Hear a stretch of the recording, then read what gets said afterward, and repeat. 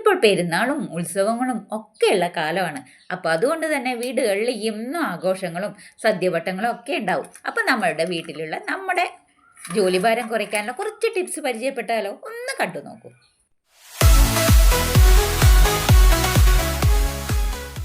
ഞാനിവിടെ ചെയ്തു വയ്ക്കുന്ന കാര്യങ്ങൾ പല ആൾക്കാർക്കും അറിയായിരിക്കും. പക്ഷേങ്കിൽ അത് 2 ആഴ്ചയോ 3 ആഴ്ചയോ ഒക്കെ ആയിരിക്കും നിൽക്കുക. പക്ഷേങ്കിൽ ഇതുപോലെ ഞാൻ ചെയ്യുന്നത് പോലെ ചെയ്തെടുക്കുകയാണെങ്കിൽ നമ്മൾക്കിപ്പോൾ ഒരാഴ്ചയോ അല്ലെങ്കിൽ ഒരു മാസമോ നിൽക്കുന്ന കാര്യങ്ങൾ നമുക്ക് 3 ആഴ്ചയും ഒരു 6 മാസമൊക്കെ കൃത്യമായിട്ട് നമുക്ക് നിൽക്കും. മാത്രമല്ല ജോലിക്കൊക്കെ പോകുന്ന ആൾക്കാർ, പിന്നെ ചെറിയ കാറ്ററിങ് ചെയ്യുന്ന ആൾക്കാർക്കൊക്കെയാണ് എങ്കിൽ ഇത് വളരെ ഉപകാരമുള്ള കുറച്ച് ടിപ്സുകളാണ് കേട്ടോ. അപ്പോൾ വളരെ സിമ്പിളായിട്ട് ചെയ്തെടുക്കാവുന്ന കാര്യങ്ങളാണ്. നമ്മൾക്ക് നമ്മുടെ പണിയൊക്കെ ജോലി ഭാരം കുറയ്ക്കാനൊക്കെ പറ്റിയ ടിപ്സാണ്. ഒന്ന് കണ്ടു നോക്കൂ. അപ്പോൾ ഈ വീഡിയോ ഇഷ്ടപ്പെടുകയാണെങ്കിൽ ഒന്ന് ലൈക്ക് ചെയ്യുക. സബ്സ്ക്രൈബ് ചെയ്യാതെയാണ് എൻ്റെ വീഡിയോ ഇതുവരെ കണ്ടിട്ടുള്ളതെങ്കിൽ ഒന്ന് സബ്സ്ക്രൈബ് ചെയ്ത് സപ്പോർട്ട് ചെയ്യാനും മറക്കരുത് കേട്ടോ. അപ്പോൾ ഞാനും സവോള അരിഞ്ഞെടുക്കുകയാണ്. ഒരു 10 സവോള അരിഞ്ഞെടുക്കുന്നുണ്ട്. അപ്പോൾ ഞാനത് കുറച്ച് ക്വാളിറ്റിയാണ് നിങ്ങൾക്ക് കാണിച്ചു തരുന്നത്. അപ്പം നമ്മൾക്ക് ഈ കടകളൊക്കെ ഉള്ള ആൾക്കാരൊക്കെ ആണെങ്കിൽ ഇതുപോലെ ചെയ്തു വയ്ക്കാം. നിങ്ങൾക്ക് എത്ര വേണമെങ്കിലും ചെയ്തു വയ്ക്കാൻ പറ്റും. അപ്പോൾ ഞാൻ ഈ സവോളയൊക്കെ അരിഞ്ഞെടുക്കുന്നുണ്ട്. അരിഞ്ഞെടുത്തിട്ട് ഇതിൽ നിന്ന് നമ്മൾ കൈ കൊണ്ട് പിച്ചെടുത്തിട്ട് അതിൻ്റെ ആ അല്ലികളൊന്നും നമ്മൾക്ക് വേർപ്പെടുത്താം, ഈ നമ്മൾ അരിഞ്ഞു വെച്ചത്. എന്നിട്ട് നമ്മൾക്ക് ഒരു അരമണിക്കൂർ നല്ല വെയിലത്ത് ഇത് വയ്ക്കണം. ഇത് എണ്ണയില്ലാതെ നമുക്ക് വറുത്തെടുക്കാനുള്ളതാണ് കേട്ടോ. അപ്പോൾ അതുകൊണ്ട് തന്നെ ഞാനിത് ഒരു അരമണിക്കൂർ വെയിലത്ത് വയ്ക്കുന്നുണ്ട്. ഞാൻ വെയിലത്ത് കൊണ്ടുവച്ചിട്ടുണ്ട്. ഇനി നമുക്ക് കുറച്ച് ഇഞ്ചി എടുക്കാം. ഞാനിത് ഒരു 100 ഗ്രാം ഇഞ്ചിയാണ് നിങ്ങൾക്ക് കാണിച്ചു തരുന്നത്. 100 ഗ്രാം ഇഞ്ചി എടുത്തിട്ട് അതിൻ്റെ തോലൊക്കെ കളഞ്ഞ് ഞാനിതാ ഇതുപോലെ ഒന്ന് അരിഞ്ഞെടുക്കുന്നുണ്ട്.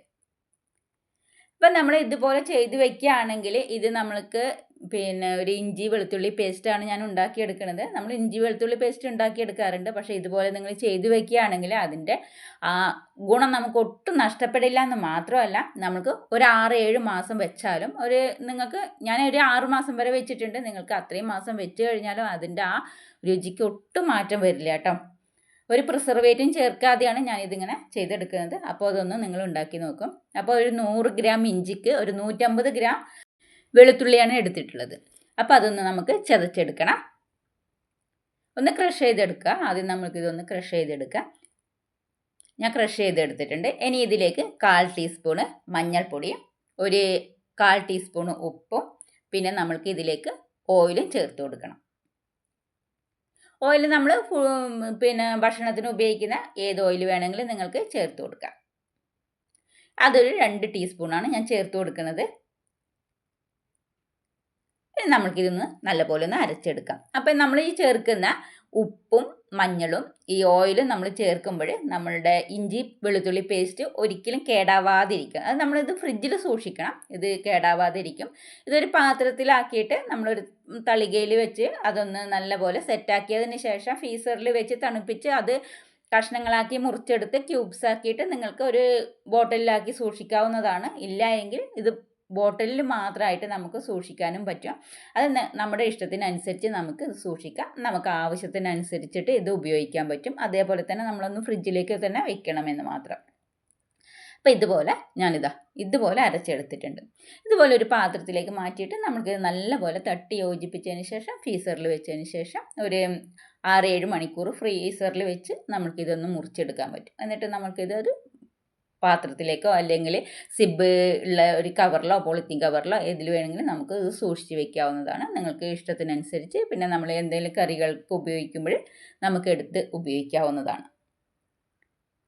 അപ്പോൾ ഇതൊന്ന് ട്രൈ ചെയ്ത് നോക്ക്. എല്ലാവർക്കും യൂസ്ഫുൾ ആവും. ഇതെങ്ങനെയായാലും നമുക്ക് ഒരു 6-7 മാസം നമുക്ക് ഇരുന്നാലും ഇതിൻ്റെ ആ ഗുണം അതേപോലെ തന്നെ നമുക്ക് നിലനിൽക്കും.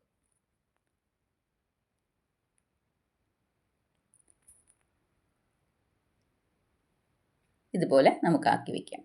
അപ്പോൾ ഇത് ബോട്ടിലിൽ ഇങ്ങനെ ആക്കി വെച്ചാൽ ഈ ബോട്ടിലിൽ ആക്കിയിട്ട് നമുക്ക് മൂടി നല്ലപോലെ അടച്ച് വെച്ചിട്ട് നമുക്കത് ഫ്രിഡ്ജിൽ സൂക്ഷിക്കാം. നമ്മളുടെ ആവശ്യത്തിനനുസരിച്ച് നമുക്ക് എടുക്കാം.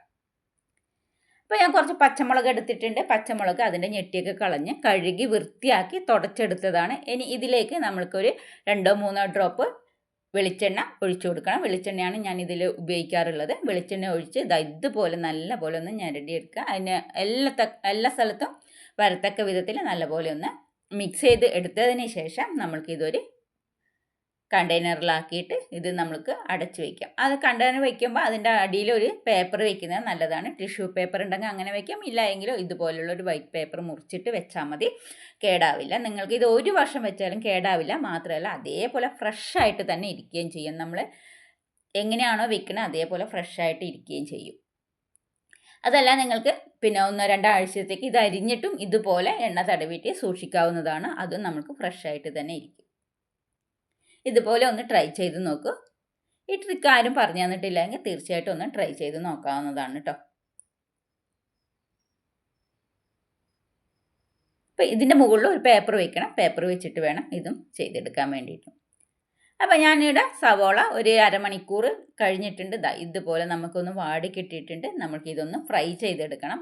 എണ്ണ ഒട്ടും ഇല്ലാതെയാണ് ഇത് ഫ്രൈ ചെയ്തെടുക്കേണ്ടത്. ഇതുപോലെ ഫ്രൈ ചെയ്ത് നിങ്ങൾ നോക്കിയിട്ടില്ല എങ്കിൽ തീർച്ചയായിട്ടും ഒന്ന് ട്രൈ ചെയ്ത് നോക്ക്. നമ്മൾക്ക് ബിരിയാണിക്കായാലും നമ്മൾ മസാലക്കറി വയ്ക്കുമ്പോഴും ചിക്കൻ വയ്ക്കുമ്പോഴും ഒക്കെ നമ്മൾക്കിത് ഉപയോഗിക്കാം. അപ്പോൾ നമുക്ക് കുറേ കാലം ഇരിക്കും. ഇതൊരു 3 മാസം വരെയൊക്കെ വയ്ക്കാറുണ്ട്. അതുവരെ നമുക്ക് കേടൊന്നും ആവാറില്ല. അതേപോലെ നമ്മൾ എങ്ങനെയാണോ ഉണ്ടാക്കി വെച്ചത് അതേപോലെ തന്നെ ഫ്രിഡ്ജിലിരിക്കും. നമുക്ക് ആവശ്യത്തിന് മാത്രം ഉപയോഗിക്കാവുന്നതാണ്. അപ്പോൾ ഹൈ ഫ്ലെയിമിൽ വയ്ക്കുക. ഹൈ ഫ്ലെയിമിൽ വെച്ചിട്ട് നല്ലപോലെ പാത്രം ചൂടായതിന് ശേഷം മീഡിയം ഫ്ലെയിമിൽ വെച്ചിട്ട് നമുക്കിത് പിന്നെ ഒന്ന് മുരിയിച്ചെടുക്കണം. നമ്മൾ എണ്ണയിൽ വറുത്ത് എടുക്കുമ്പോൾ നല്ല ക്രിസ്പി ആയിട്ടിരിക്കുമല്ലോ. നമ്മൾ ഒരു സൗണ്ടൊക്കെ ഉണ്ടാവുമല്ലോ, നമ്മളതൊന്നും പൊടിക്കുമ്പോൾ നല്ലപോലെ പൊടിയും അല്ലോ. അപ്പോൾ അത്ര പൊടിയില്ല എന്ന് മാത്രമേ ഉള്ളൂ. പക്ഷേങ്കിൽ നല്ല സൗണ്ടും അതേപോലെ നല്ല ക്രിസ്പി ആയിട്ടും നമുക്ക് കിട്ടും.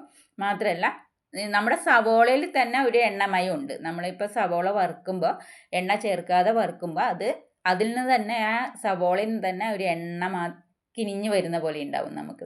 അപ്പോൾ അതുകൊണ്ട് സവോള കഴിയുന്നതും വറുക്കുമ്പോൾ എണ്ണ ഉപയോഗിക്കാതിരിക്കുക.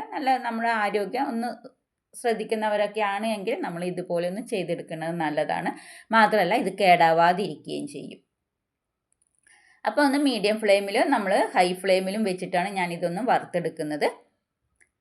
അപ്പോൾ ഇത് ഏകദേശം ആയി കിട്ടിയിട്ടുണ്ട്. ഇതിലൊട്ടും എണ്ണ ചേർക്കാതെയാണ് ഞാനിത് വറുത്തെടുക്കുന്നത്.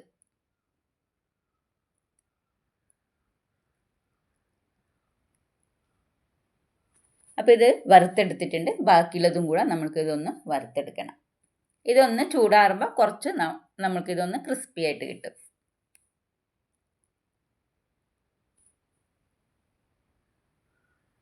ഇത് ചൂടാറാൻ വയ്ക്കണം. ഒരു പാത്രത്തിൽ നമുക്കിതൊന്ന് നിരത്തിയിട്ട് ഒന്ന് ചൂടാറാൻ വയ്ക്കാം. ബാക്കിയുള്ളത് കൂടെ ഞാനിത് വറുത്തെടുക്കുന്നുണ്ട്. വളരെ പെട്ടെന്ന് തന്നെ നമുക്കിത് വറുത്തെടുക്കാൻ പറ്റും. മാത്രമല്ല നമ്മളിതൊന്ന് അരമണിക്കൂർ വെയിലത്ത് വെച്ചതായതുകൊണ്ട് ഇതുപോലെയാണ് കിട്ടിയിട്ടുള്ളത്.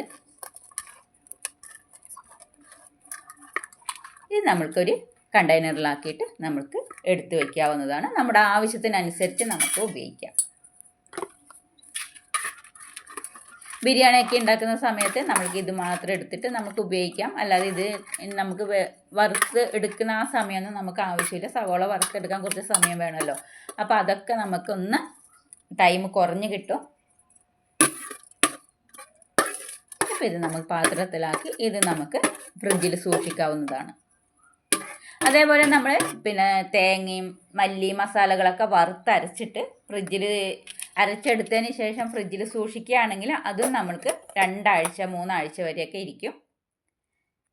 ഞാൻ തേങ്ങ ചിരകി എടുത്തിട്ടുണ്ട്. ഒരു 2 തേങ്ങയാണ് ഇത് ചിരകി എടുത്തിരിക്കുന്നത്. തേങ്ങ ചിരകിയെടുത്ത് നമുക്ക് തേങ്ങയും ഇതുപോലെ നമുക്ക് സൂക്ഷിച്ച് വെക്കാൻ പറ്റും. ഇപ്പോൾ ഈ നോമ്പ് കാലമാണ്. അപ്പോൾ ഈ നോമ്പ് കാലമാകുമ്പോൾ നമുക്ക് ആ 1 മാസത്തേക്കുള്ള തേങ്ങ നമുക്ക് എത്രയാണോ വേണ്ടതെന്ന് വെച്ചാൽ നമുക്ക് ഇതുപോലെ ചെയ്തെടുക്കാൻ പറ്റും. അപ്പോൾ ഞാനിതിലേക്ക് ഒരു 2 നുള്ളു ഉപ്പ് ചേർത്ത് കൊടുത്തിട്ടുണ്ട്. 2 നുള്ളു ഉപ്പ് ചേർത്ത് കൊടുത്തതിന് ശേഷം നല്ലപോലെ മിക്സ് ചെയ്ത് കൊടുക്കുകയാണ്. മിക്സ് ചെയ്ത് കൊടുത്ത് നമുക്കിതൊരു പാത്രത്തിലേക്ക് മാറ്റിയിട്ട് നല്ല മൂടി അടച്ച് ഇത് ഫ്രിഡ്ജിൽ സൂക്ഷിച്ചാൽ നമുക്ക് 1 മാസം 2 മാസമൊക്കെ നമുക്ക് ഇത് ഉപയോഗിക്കാവുന്നതാണ്. സദ്യക്കുള്ള സമയങ്ങളിൽ നമ്മൾ ഇത് പച്ചക്കറികൾ തലേദിവസം അരിഞ്ഞ് ഫ്രിഡ്ജിൽ വയ്ക്കും. ഫ്രിഡ്ജിൽ വയ്ക്കുന്ന സമയത്ത് കുറച്ച് വിനീഗർ അതിലേക്ക് ഒന്ന് തടവി കൊടുത്തിട്ട് വെക്കുകയാണെങ്കിൽ അത് നല്ല ഫ്രഷായിട്ട് തന്നെ ഇരിക്കും. വെണ്ടയ്ക്ക ആയാലും ശരി, നമ്മൾ വഴുതിനിങ്ങ, വെണ്ടയ്ക്ക, ഉരുളക്കിഴങ്ങ് ഒക്കെ നമുക്ക് അങ്ങനെ ചെയ്തെടുക്കാൻ പറ്റും. എല്ലാവരും ഒന്ന് ട്രൈ ചെയ്ത് നോക്ക്. നിങ്ങൾക്ക് 1-2 ദിവസത്തേക്കൊക്കെ പച്ചക്കറികളും ഇതുപോലെ അരിഞ്ഞ് സൂക്ഷിക്കാവുന്നതാണ്. അപ്പോൾ ഈ ടിപ്സ് എല്ലാവർക്കും ഇഷ്ടമായി എന്ന് കരുതുന്നു. അപ്പോൾ വീഡിയോ ഇഷ്ടപ്പെടുകയാണെങ്കിൽ ഒന്ന് ലൈക്ക് ചെയ്ത് സപ്പോർട്ട് ചെയ്തോളൂ കേട്ടോ.